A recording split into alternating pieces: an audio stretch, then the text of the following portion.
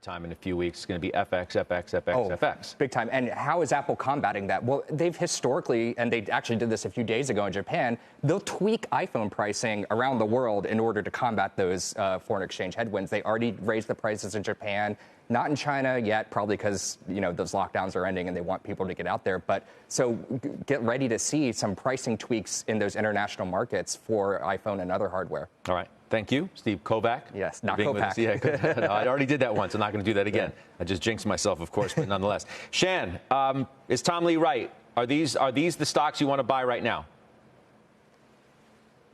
Well, I own them all, Scott, so I think I'm probably a biased view here. I think if we look at, I do believe we're going back to an environment where we're expecting lower growth from a GDP perspective, from an overall economic perspective. And that would point to a rotation from cyclicals to sort of traditional secular growth stories.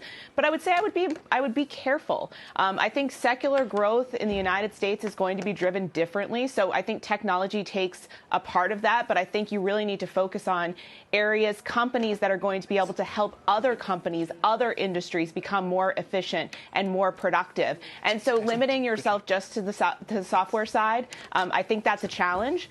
I think there are opportunities in technology. I think the big tech, number one, they will be hit by currency. Certainly, I agree with you, Scott. It's a huge concern. But number two, they have varied and diverse businesses. And so I think, trying to pinpoint some of the cheapest, biggest sold off stocks that we've seen over the last year and going into those, I don't think that's the right way to do it. I do think it's going to be which companies can help other industries, other sectors become more productive and efficient as we bring a lot of that capacity back online. It's going to be a different world here in the U.S. It'll be a good world, but it will be different. Extremely reactive to rates, too, which, makes me also think if you get now some more juice behind the 10-year yield, which is at 309 right now. So if you have a stronger economy than people maybe have expected, combined with a Fed that's still going to be aggressive, and then you have this new move higher in rates, back towards the 3.25 range, it's going to be interesting to watch what technology does. Kevin O'Leary, last word on this segment quickly to you, please.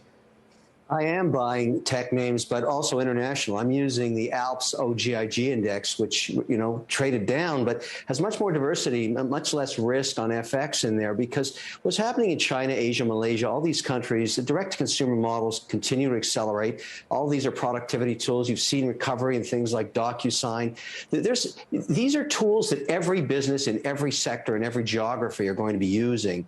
And regardless of where rates go, these tools enhance their ability to business and service their customers. So I think going in here, for me, it's a 20% weighting of the operating company's portfolio.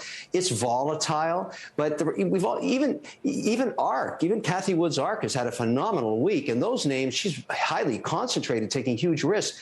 Tech remains a productivity tool that every single S&P 500 company buys, and they just continue to fund. That's not going to change. Tom, thanks for hanging out a little extra.